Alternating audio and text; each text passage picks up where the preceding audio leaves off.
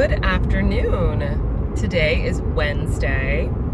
I am headed to Raleigh. I've got to do a few things. I'm going to make a few stops, visit a few people while I'm out here.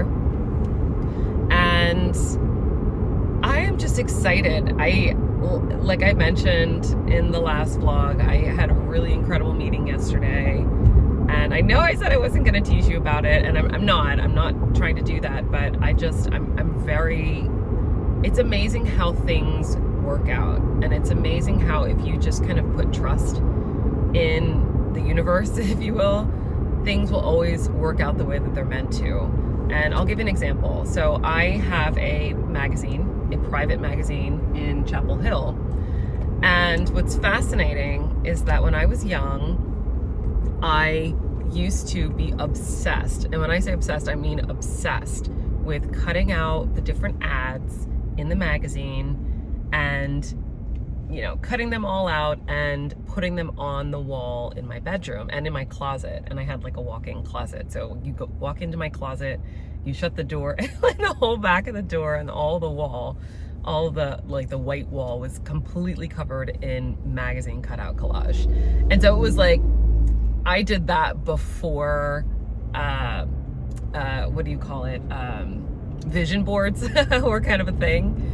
So that was way back in the day when I was in high school. But I had an entire wall of my room completely, floor to ceiling, covered in a collage. It was my whole wall in my bedroom was a vision board.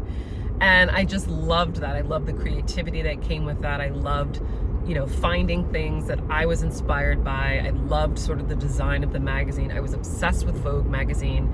I was very fortunate also in high school to meet Andre Leon Talley when he was still alive. He only recently died, I want to say a couple years ago, but I was very fortunate. I met him several times, but the first time I met him was at a gala that I went to when I was in high school, and I still have a picture. I still have pictures from the event and pictures that I took with him, but I still have it written out what he had said. And he said that one day I would be on the cover of Vogue, and I always loved that. I'm not sure if that'll actually happen. I would love it if it actually would happen, but regardless, it doesn't matter, because my passion back in high school was magazines and cutting out magazines and the layout and the design. I was obsessed with Vogue magazine, which is why I mentioned Andre Leon Talley. I just was obsessed with it. I had all the Vogues, Vogue USA, Vogue, British Vogue. I had France Vogue. I had Brazil Vogue. Australia Vogue, Korea Vogue. I had all the Vogues always. I was always cutting out the ads and collaging them. So anyway, it's fascinating how everything kind of runs full circle, because now I have my own magazine, and it's really cool, and I really do enjoy what I do, and I am just really working on some really incredible things with some really incredible people. And it's really amazing how if you just kind of watch your life unfold, not in your life, but looking at it from like a little bit outside of yourself, if that makes sense. Kind of like a fly on the wall observing your life, then you see that everything happens exactly the way it's supposed to happen. And there were some things that I had said when I was in high school that I wanted to do, and I'm doing them. I'm actually doing them right now, and I'm working towards something that I said. I almost feel like I said it in passing, but there must have been so much conviction behind what I said that the universe was like, okay, Nicole, let's get it done for you. And so I just feel so lucky that I'm able to do what I'm doing. And I feel so lucky that I'm able to meet the people that I'm meeting with and have these conversations and really work towards something great. So I just thought I'd let you know that's a teeny bit of a teaser to sort of keep watching, because I will kind of maybe be placing little nuggets here and there. I don't know, I can't really reveal too much, but anyway, I just thought I'd say, if you are on your own path, everyone's on their own path, but if you feel like you're lost, because we all go through that, right? I went through that phase where I went through that like detached phase, and I think I'll maybe kind of touch on this, and I don't know, maybe in this vlog or maybe in another vlog, but I went through that phase where I didn't want to feel connected to the world, to worldly things. I wanted to be away, and I wanted to live this aesthetic life. Not an aesthetic life, but the aesthetic life. And or aesthetic. Aesthetic? What's the word? Aesthetic life? Regardless, I wanted to live that way, kind of away from the world. And I, you know, at that time I was going through stuff, and I thought that detaching was my path. And I'm actually very glad I went through that phase, just because it helped me recognize how important it is to be present in the world. And I'll dive into this. I realize now that I do need to dive deeper into this topic. So whether that's in this vlog or not, I'm not really sure. Then, you know, I'll definitely dive into this. But I guess my overall point is that whatever path you're on, just trust it. Trust that the path that you're taking is the right path, and will end up exactly where you're meant to be. So those are my, that's my Wednesday words of wisdom for you. So I am going to, let's see, I need to get something to eat, because it is, what time is it? It's 12:30 and I haven't had anything to eat yet. I just had to quickly get ready and rush out of the house. And so I think I'm gonna stop and get a coffee, perhaps, possibly a smoothie bowl. I don't know, we'll see what I discover on my journey and my path. Okay, I'm being dramatic now. So yeah, I'm gonna grab something to eat and get on with my day, and I shall see you later.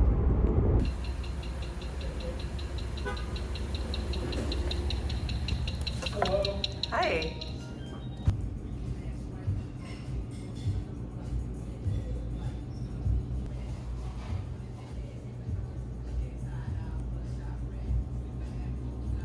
I found the cutest smoothie place. Check it out. Look at this cool wall in the background. I got myself an acai bowl, so I'm so excited. Yummy! I'm so excited. I got an acai smoothie bowl, and I got it to go, and I met the owner. His name is Jamal, and his smoothie restaurant or smoothie place is called Sweets. So if you are in the Raleigh, Durham area, go check him out. So I wasn't gonna have you guys watch me eat, but I just wanted to quickly point this out. I would have eaten it in there, but I've got to get somewhere let's see, what time is it? I've got to get somewhere at 1:30, so I don't have enough time to sit down and eat. So I wanted to get it to go. But I wanted to quickly just let you know what's in the smoothie. So it's acai, amazing. I love acai. Whoever invented it is amazing. Thank you. We've got blueberry, strawberry, banana, coconut flakes, and granola. So your typical acai bowl. It's so good, so healthy. I normally don't get it to go, and if I am getting it to go, I'm going right home and eating it.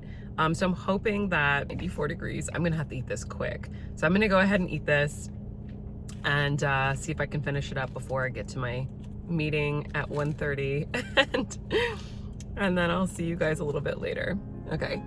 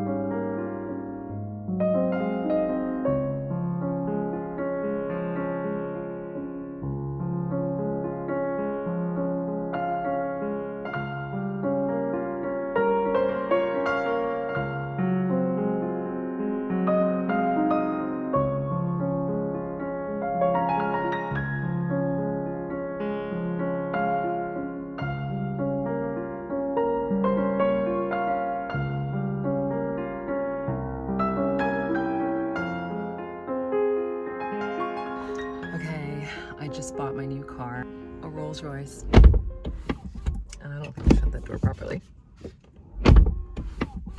still don't think I showed it properly. It's nice. What do you guys think? What do you think? I'll show you around. So we've got this really nice interior here. And this really interesting green. So pretty.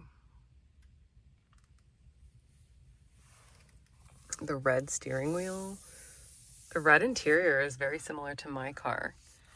But yeah, gorgeous. And then, of course, the ceiling. I don't know why it's not doing the star thingy. How do you do this? Oh, like just kind of open.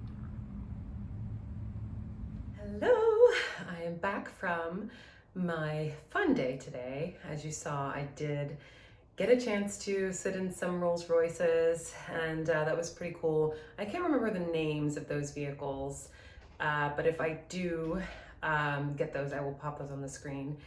But yeah, that was fun. I just happened to be in the area, so I wanted to check them out. I do like to explore luxury things every so often, so that's why I stopped by and I took you guys along with me.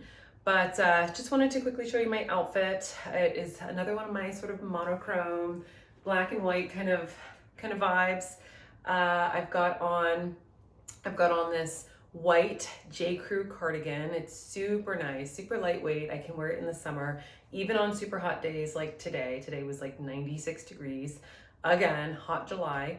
And this tank top that I have underneath here is from Target.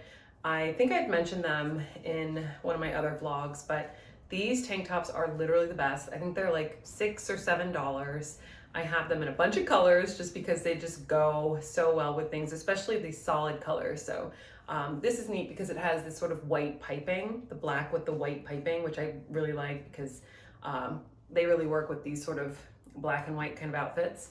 Black belt, and then my ALC shorts. And then for shoes, I was wearing these I got a couple years ago. They're from a brand called By Far.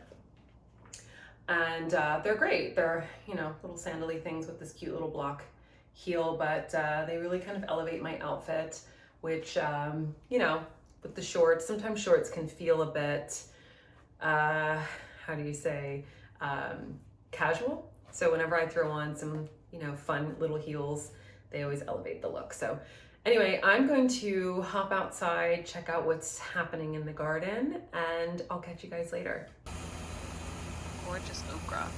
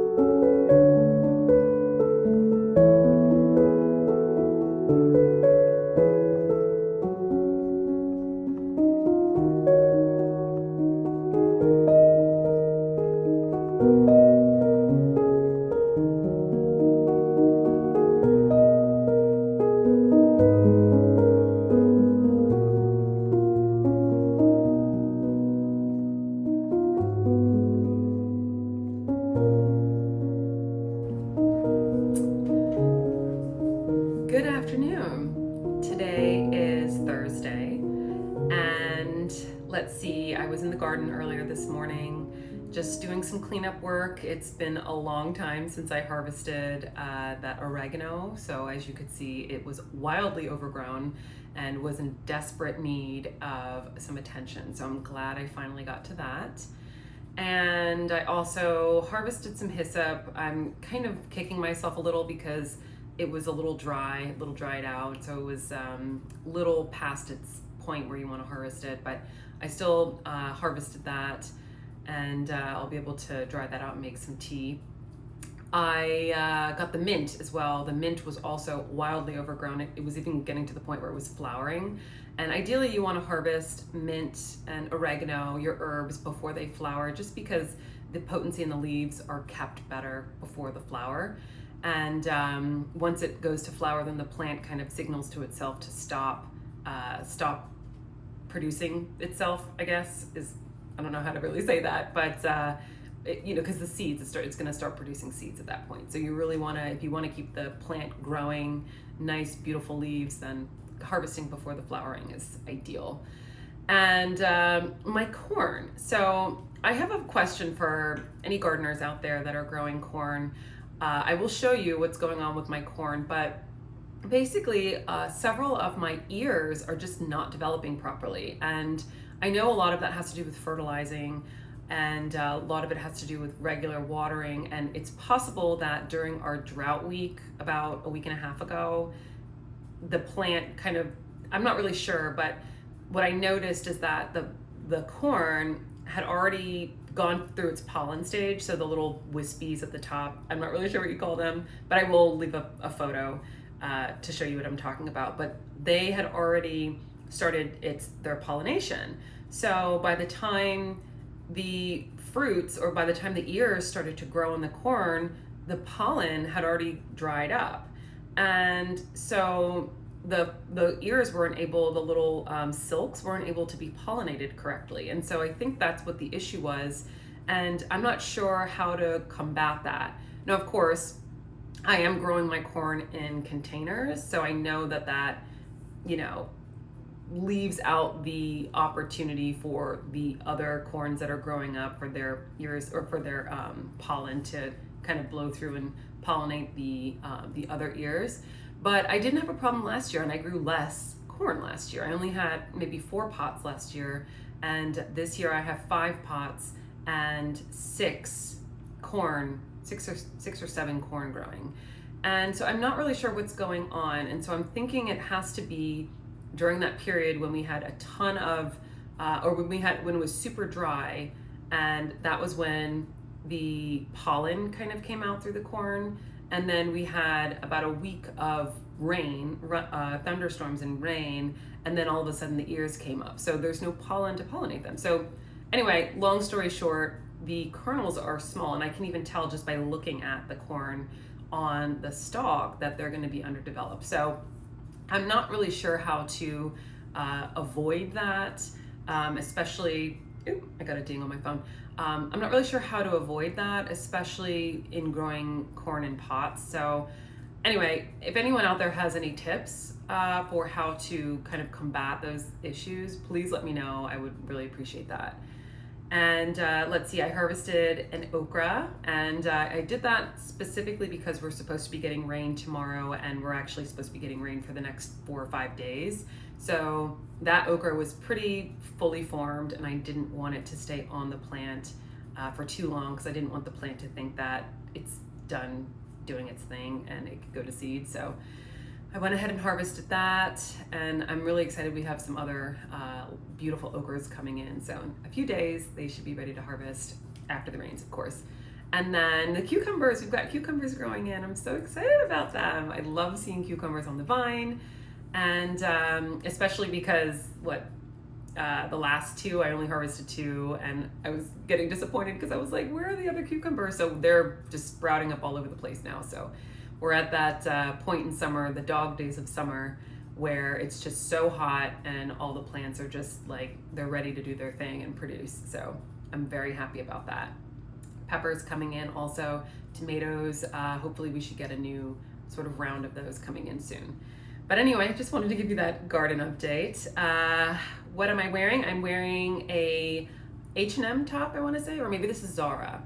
This might be Zara. I'll find out and link it below. But light blue, cornflower blue, kind of long sleeve polo top. I love these long sleeve polo tops. I like this one too because it's lightweight, so I can wear it in the summertime, and I can also kind of layer it in the winter. And I've got my white, if you can see my white, let me come back a little. My white linen shorts on from ALC. And I keep getting dings on my phone, so somebody's texting me. I gotta head out and run some errands, so I will catch you guys later. Here's my whole vibe today.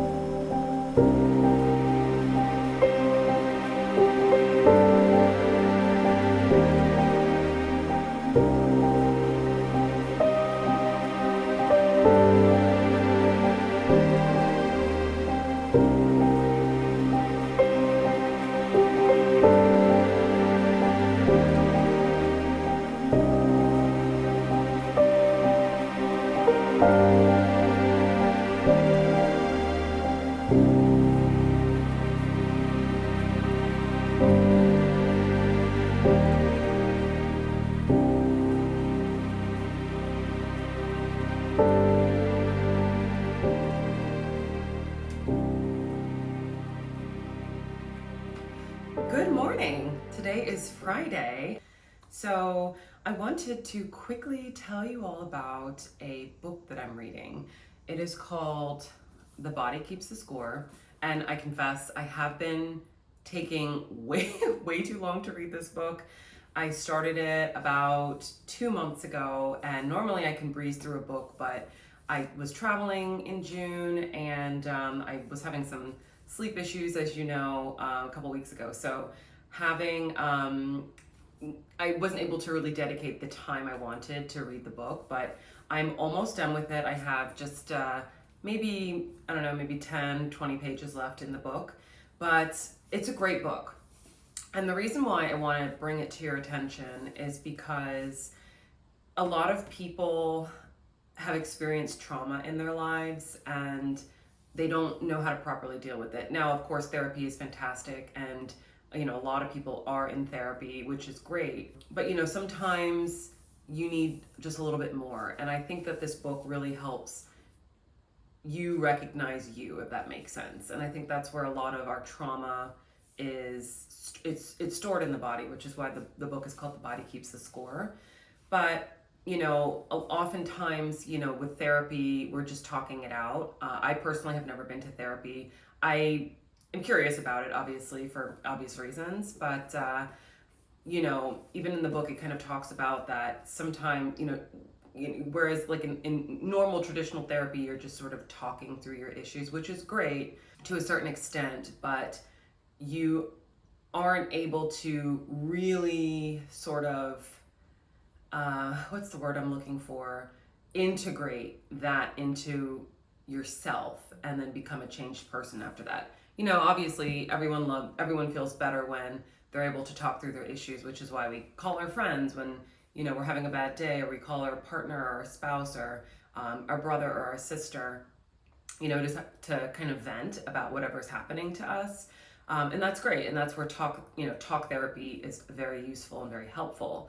But also recognizing where your body is storing your trauma is super, super important. And the book doesn't really go too deep into it. It's almost, I would almost say that the book is pretty broad, but it is helpful in, there are certain chapters where the author kind of talks about how some of his patients, how he's seen incredible transformations in some of his patients through different types of therapy. So not just your traditional talk therapy. So there's obviously a gajillion ways of releasing trauma from the body, but you have to first recognize that you have it. So anyway, I highly recommend reading that book. This book is kind of on, I'm in the process of going through a sort of second phase of my health journey, if that makes sense. Not necessarily personally for me, but just sort of learning about health. And my first phase kind of happened, I don't know, I guess it was about 10 years ago. I went through the phase that's kind of popular right now, with the eating really healthy, eating smoothies and eating all organic foods, and waking up at 6 o'clock in the morning and meditating and being mindful and doing yoga and really practicing, working from my heart center and really kind of implementing that. And so I really kind of got into that about 10 or so years ago. And I was really, really into yoga, and not as much as I am anymore. I don't really do that anymore. I am at the point now in my life where I don't need to sit still for long periods of time. I can just sort of check in with myself. If I feel my kind of blood pressure raising up, then I just immediately recognize it now. And I think that takes years of training to get to that point where you don't need to sit in meditation for 4 or 5 hours at a time, which is what I was doing. I was meditating like half the day and really doing astral projection and all that. And I realized that being in my body is actually more beneficial for me to interact with the world. That also was my time, the time in my life where I wanted to go, and I actually think I mentioned this earlier actually, when I wanted to live that aesthetic life, and I wanted to be detached from the world. And I did that for years. I didn't even have a cell phone. And I rarely got on my computer, and then I was sort of almost forced back into the world. And I realized that unless you're a Buddhist monk living in Bhutan, up in the mountains in Bhutan, it's very difficult to live that aesthetic life, aesthetic, I don't know if I'm pronouncing that correctly, that life where you're so detached from the world, because we live in the world. And what I realized in my spiritual journey, my life journey, is that actually I take that back. Before I get to that, I had to go through that point in my life where I was detached from everybody, and I didn't have a phone, and I was meditating for 5 hours a day, and I was away from the world. I wasn't on social media, because this is obviously before social media. We had Facebook, but it was, not what it is now. And I recognized that for my personal journey, I had to go through that. I had to detach myself from worldly things. But now I realize how I have been able to integrate those processes, those mindful, practices into my everyday life now, and be present in the world. And what I realized is that I'm a creative person. I love art. I love being creative. I love supporting the arts and creative people, whether that's fashion, whether that's music, art, film, whatever the medium is. I love to support that. Craftsmanship, artisans. And that's why, I am using this vlog to sort of, bring artisanal brands to your awareness. And I'm sure a lot of you know a lot of these brands, but it is, I feel like, my mission to really highlight the arts in all forms. But in my phase where I was detached from the world and really on my inward journey, and your inward journey is literally, it's your whole life. It doesn't ever stop. You're constantly checking in with yourself and the things that kind of arise as you live your day-to-day life. But what I realized is that for me personally, I had to go through those several years of being so far away and detached and deep into yoga and all that in order for me now to appreciate the world. Growing up, I was very fortunate. I was given a lot, and I have, had access to a lot. And then, things changed, and that's what kind of propelled me on my inward journey, my spiritual path. But what I realized is that my life before the spiritual phase, the deep spiritual phase, I took everything for granted. I took the world for granted. I took beautiful designed things for granted. I took, beautiful homes and beautiful gardens and, certain experiences for granted because I had it my whole life. And then it wasn't until leaving it, getting away from it, and then coming back into it that I actually fully appreciated what the world is. And I say all that to say it is connected to trauma because I feel like oftentimes we don't know what we don't know. If that makes sense. We're not aware of things that are hyper present in our lives until we get away from it, observe it from an outside person looking in, and then we're able to get back into it and then integrate it into our day-to-day lives. So I'm not sure if I presented that the way, I guess in my head it was coming out, but all I'm saying is that we all have trauma, all of us. I'm willing to bet every single person on earth, every single animal on earth has trauma. Every living being on earth has trauma, and that's the suffering that the world gives us. And we have to learn what it means in our lives and how to integrate it, how to recognize when it affects our lives in a negative way, and move forward in a more practical and tangible way, knowing and understanding the root of the underlying maybe issues that might be present in our lives. So anyway, the book is great for highlighting different examples of people who didn't even know that they had trauma, had almost erased it from their minds because it was so traumatic.